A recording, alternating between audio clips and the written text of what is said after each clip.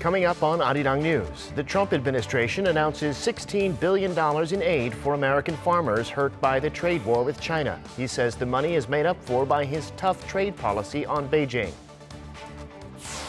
South Korea's terms of trade declined in April for a 17th month in a row. The prices of exports were dragged down by semiconductors yet again.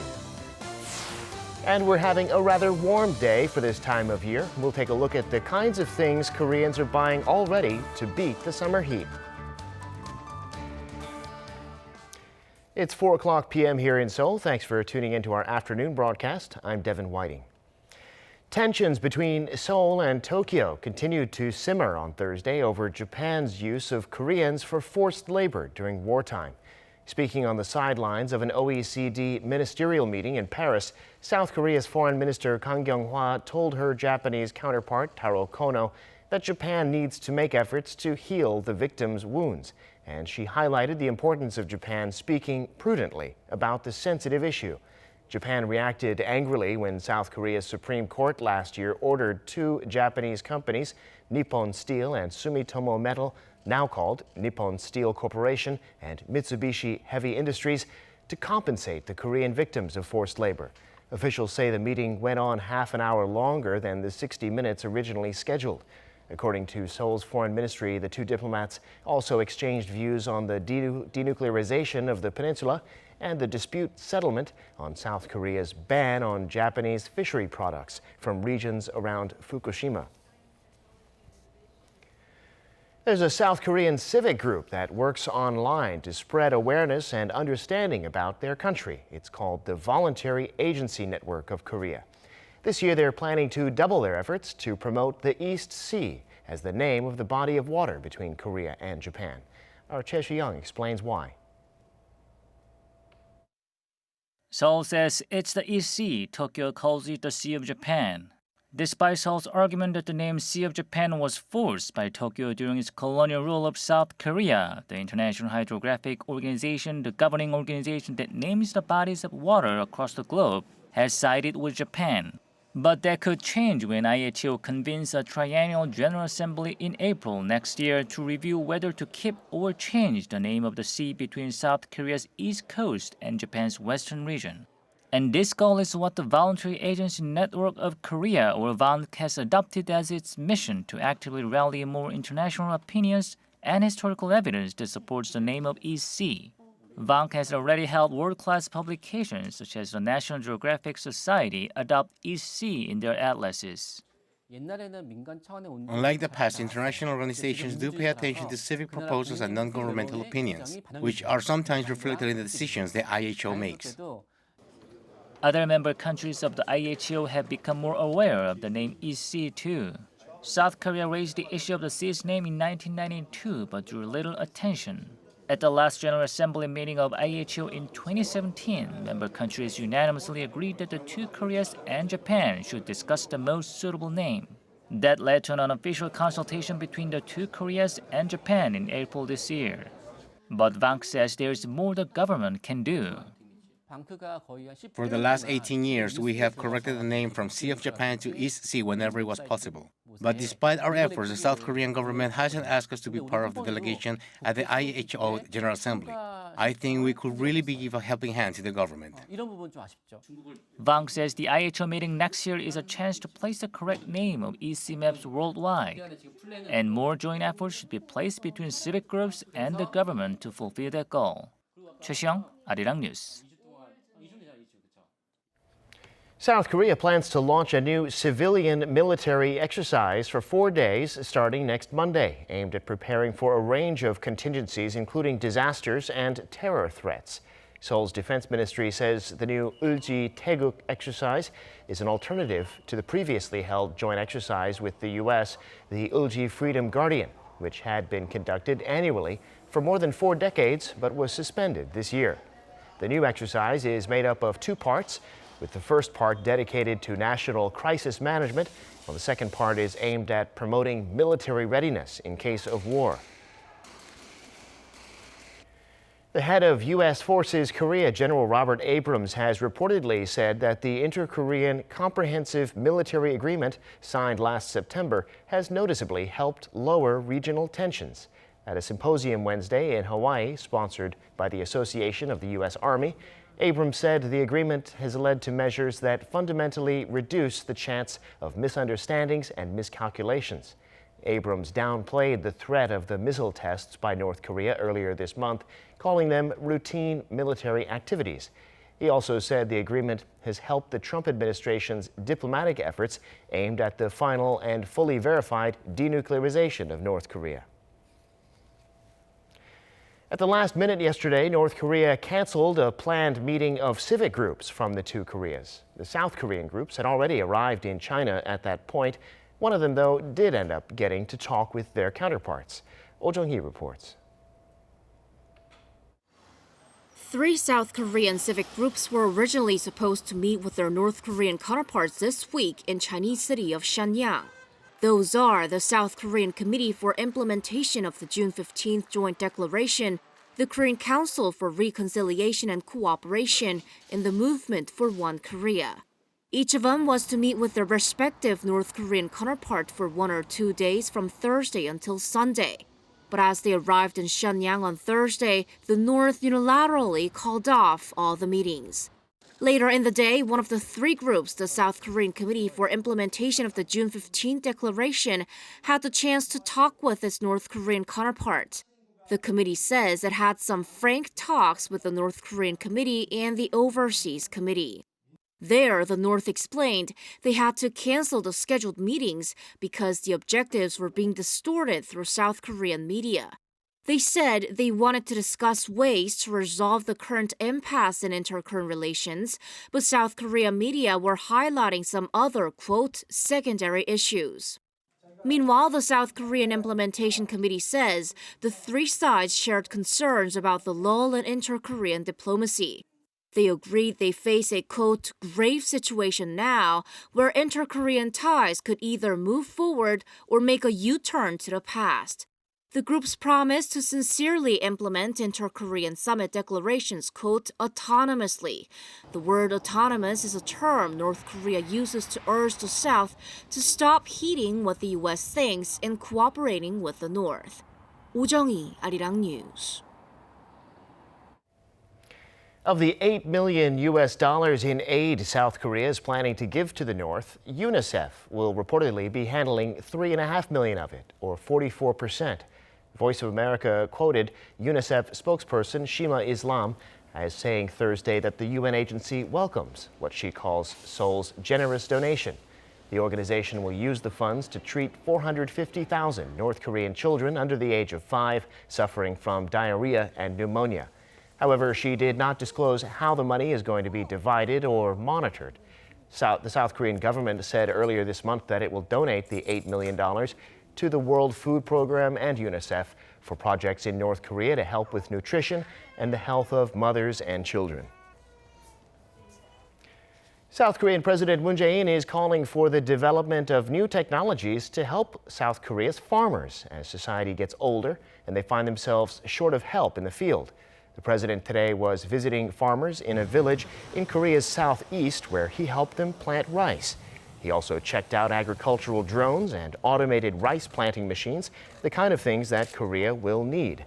The president was near the historic city of Gyeongju in Oksan Sesim village, which is home to some 200 national treasures, also the site of the Oksan Seowon, a Confucian school dating back centuries that's been recommended for the UNESCO World Heritage List. He went there to encourage the local farmers. They ate noodles together and drank the traditional rice wine, makgeolli.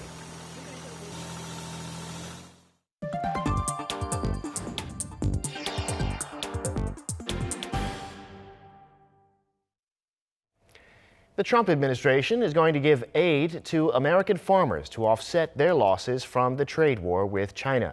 President Trump says the money comes from China. Our Kim Da-mi has the details. U.S. President Donald Trump has announced a new $16 billion aid package for American farmers hurt by the U.S.-China trade war, signaling that the world's two largest economies are still far from striking a trade agreement. So today I'm announcing that I have directed Secretary Perdue to provide $16 billion in assistance to America's farmers and ranchers. It all comes from China. U.S. farmers have been among the hardest hit from the trade snag between the two countries, as Beijing retaliated with import taxes on U.S. agricultural commodities like soybeans. And to help the key constituency that helped Trump win the 2016 election, the U.S. Department of Agriculture will pay about $14.5 billion of the total aid directly to producers. The aid package is the second bailout for farmers after a $12 billion one issued in July last year. The financial aid comes from a fund known as the Commodity Credit Corporation, established to stabilize farm income and prices by buying farmers' crops. The latest relief package will be distributed in 3 installments, with the first payment due in July or August. Meanwhile, calling China's telecoms giant Huawei dangerous, President Trump hinted the U.S. restrictions on Huawei may be lifted if a deal is reached. So it's possible that Huawei even would be included in some kind of a trade deal. If we made a deal, I could imagine Huawei being possibly included in some form of or some part of a trade deal. How would that look? On top of saving struggling farmers, the U.S. Commerce Department proposed a new rule to impose anti-subsidy duties on products from countries which undervalue their currencies against the dollar. The new rule could put goods from not only China but also other countries, including South Korea, at risk of higher tariffs. According to the department, the new rule could amend the normal countervailing duty process to include new criteria for currency undervaluation. The Trump administration has long viewed China's yuan as undervalued against the greenback. Kim Da-mi, Arirang News. The IMF says the cost of the Trump administration's tariffs on China are being paid by American companies, making consumers in both countries the losers of the trade war. The IMF's chief economist, gov't, said in a blog post Thursday that, quote, tariff revenue collected has been borne almost entirely by U.S. importers. The tariffs passed on to American consumers include those on items like washing machines, while others have been absorbed by the profit margins of importers. She also warned that an all-out trade war will cut global GDP by 1/3 of a percentage point. U.S. Secretary of State Mike Pompeo says Huawei is lying about its ties with the Chinese government. During an interview with CNBC on Thursday, Pompeo said the CEO of Huawei is not telling the truth to the American people and to the world, adding that he believes more U.S. firms will cut ties with the Chinese tech giant. Huawei has repeatedly dismissed accusations that it's controlled by the Chinese government, intelligence services, or military. Last week, the White House blacklisted Huawei, prohibiting American companies from doing business with the Chinese firm. It's now time to get an in-depth look on this Friday at markets around the world. And for that, I'm joined on the line by Dr. Kim Se-wan, professor of economics at Ewha Women's University. Dr. Kim, thanks for coming on today. Good afternoon. So as we've heard, the tensions between the U.S. and China over trade are having a major effect on exchange rates. The Chinese yuan now sitting just below 7 to the dollar, and the Chinese authorities have said they won't let it rise past that level. What does this mean for China and, for that matter, Korea and its own currency? Yes, basically depreciating Chinese yuan represents riskier situation in Chinese economy. That means China faces new challenges because the trade negotiation with U.S. is not completed. That also means China is more exposed to structural problems like a huge debt in both public and private sectors, and low employment and bubbles in real estate market. So these problems altogether have a power to decrease Chinese economic growth. So if that is realized, that leads to Korea's less export to China and more depreciated Korean won against other major currencies. Right. Well, speaking of currencies, the Commerce Department said Thursday that it's going to penalize countries that undervalue their currencies.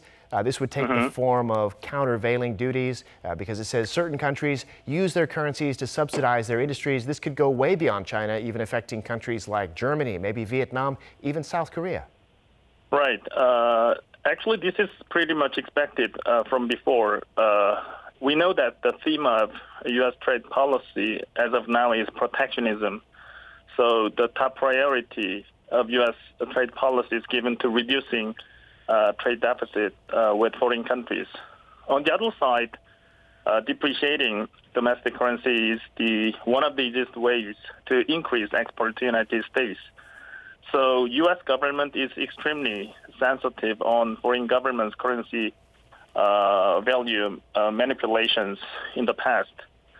So from actually Obama administration, U.S. government releases currency manipulating monitoring list, and unfortunately South Korea is one of the list that includes China, Japan, Germany, Korea, Taiwan, and Switzerland.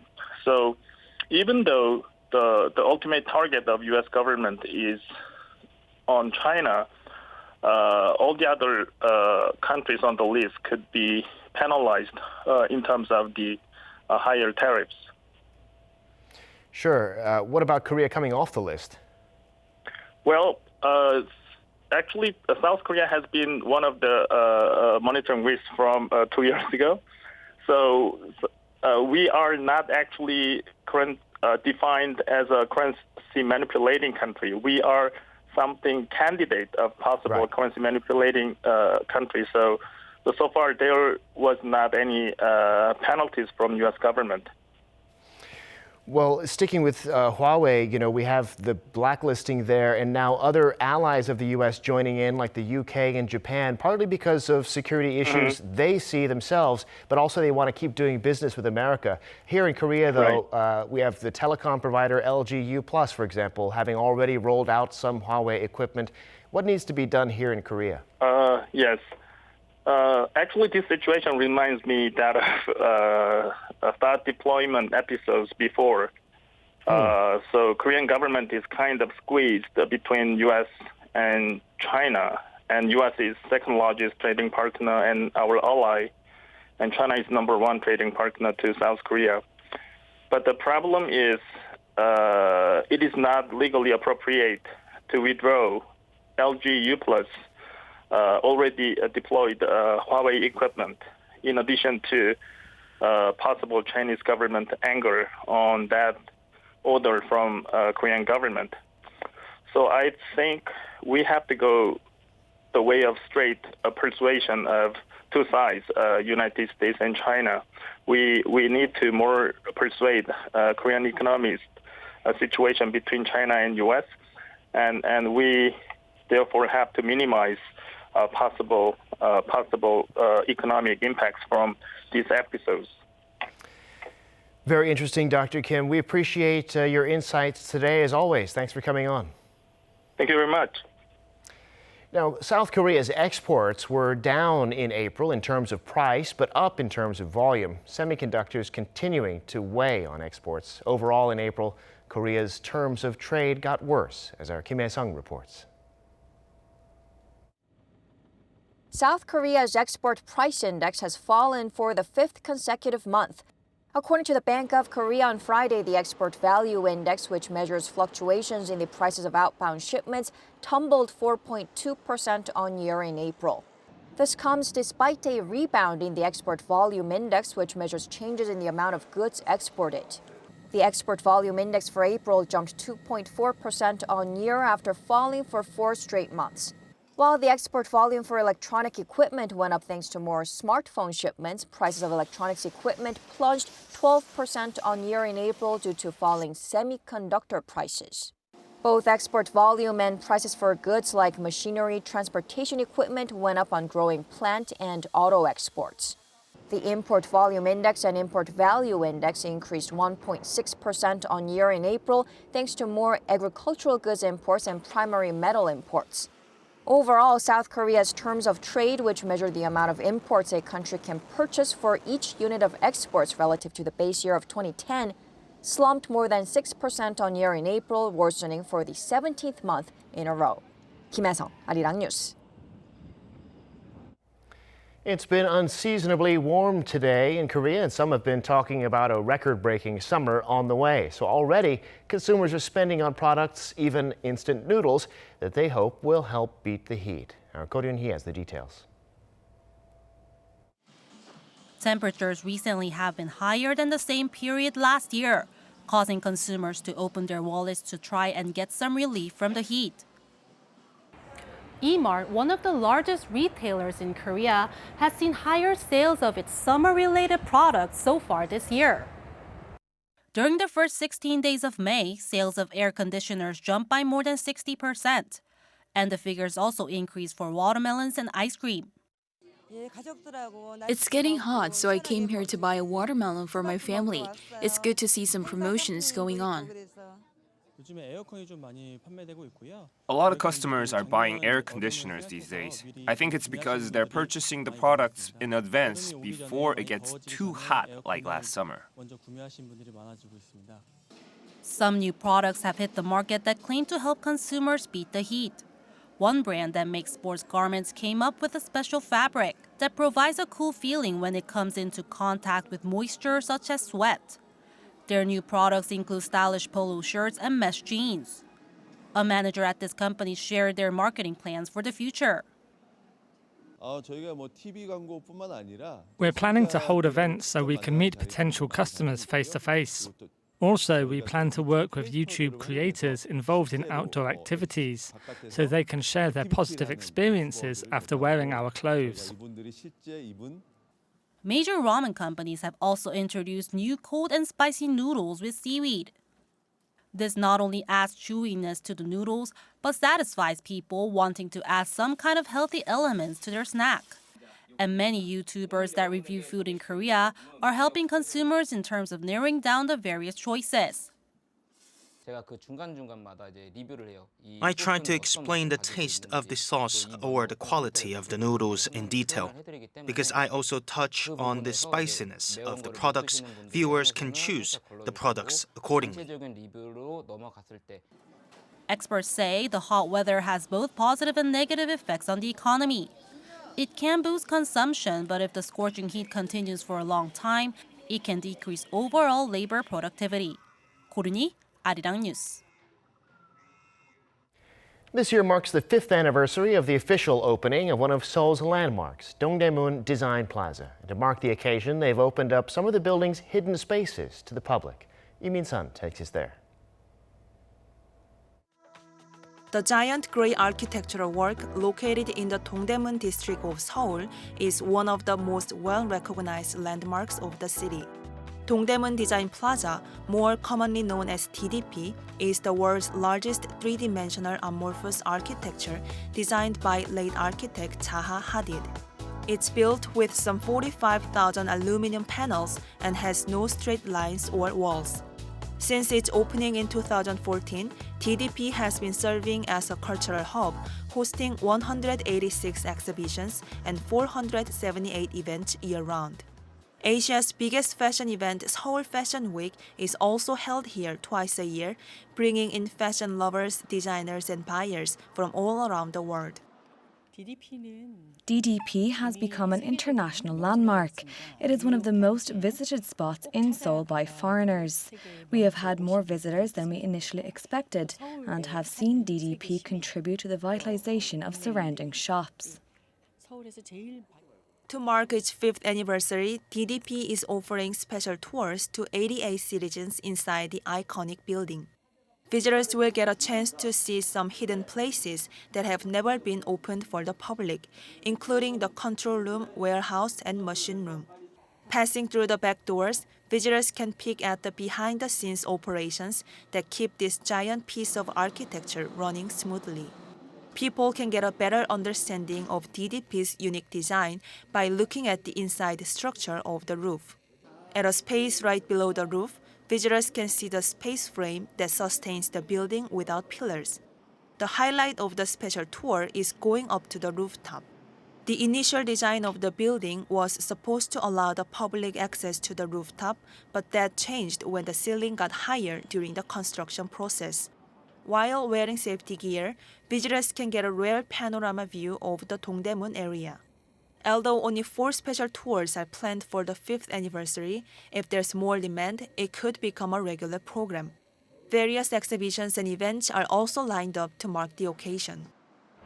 Now being recognized as Global Design Hub, Dongdaemun Design Plaza hopes to expand its role in the local community and help local design businesses in the coming years.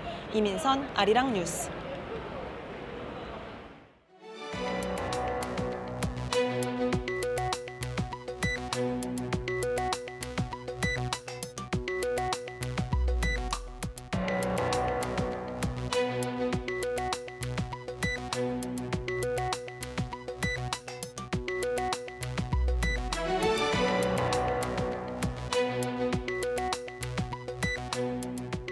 And that brings us to the end of this newscast. Thanks for being with us. More live news coming your way at 7 p.m. Korea time.